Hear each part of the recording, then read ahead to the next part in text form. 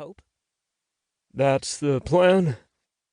Did Milo soften slightly when he heard my intentions, or was that wishful thinking on my part? Did it even matter?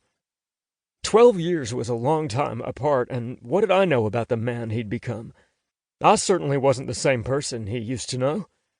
I sure as hell did want to relearn everything about him, though, because 12 years did nothing to diminish the way my heart and body reacted to the sight of him. "Your coffee selection?" Milo asked, irritation creeping into his voice. He nodded to the line behind me, letting me know I was holding things up.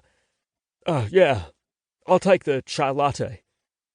Milo raised one perfectly groomed brow. I like that I surprised him with my drink choice. "Size?" "Big," I replied, unable to stop myself. "Very big.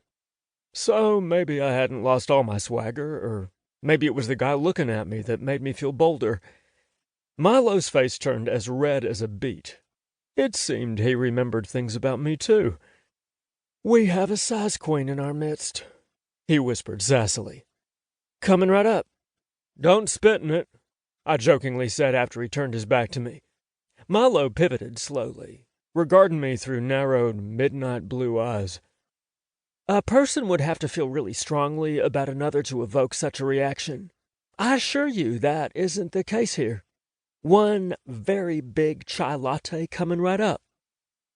Yeah, he used adorable air quotes and rolled his eyes. I could see that Milo wasn't going to make my homecoming an easy one, but I wasn't deterred. Instead, I wanted to find ways to rile him up until he lost that cool veneer. 2. Milo Miracle. The minute he walked into the brew, I felt a crackle in the air that meant someone special had just entered my life. I glanced up from taking my customer's order in search of the man sent to cure all that ailed me, and locked on to the familiar light blue eyes that I had adored for as long as I could remember. Just great. Andy fucking Mason is back in town. I shouldn't have cared, but I did. It wasn't like he had never returned home after graduating high school. He just seemed to do it in stealth mode to avoid running into me. It seemed that his days of hiding were over. Apparently special was synonymous with a swift kick in the balls, because the man who re-entered my life wasn't there to cure me. He was there to torture me with his sexy presence and remind me of every moment that I'd missed him. Fucking asshole. He had some nerve to smile like he was glad to see me. Note to self: kill Faith Mason for not warning a bitch that her sexier-than-sin brother was back in town to wreak havoc and turn my world upside down.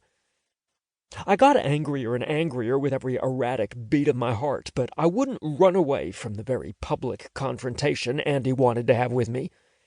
I worked hard to keep my face a mask of pleasantness as my brain spun with so many things I wanted to say, and my body betrayed me with a dick that got happier and harder the closer Andy got to the front of the line. Luckily, the apron I wore hid the way my body reacted to him. I wanted to slug him, demand answers, and ride his cock all at the same time. I'd never hit another person in my life, so that part was out of the question. The other two? Well, they were still viable options. Then Andy stood in front of me, and all my emotions fled, except anger. How dare he smile and look at me like I was a pastry he could devour with a cup of coffee? 12 damn years and not a single phone call, text, or email? I could tell he wanted a happy reunion, but I wasn't going to give it to him.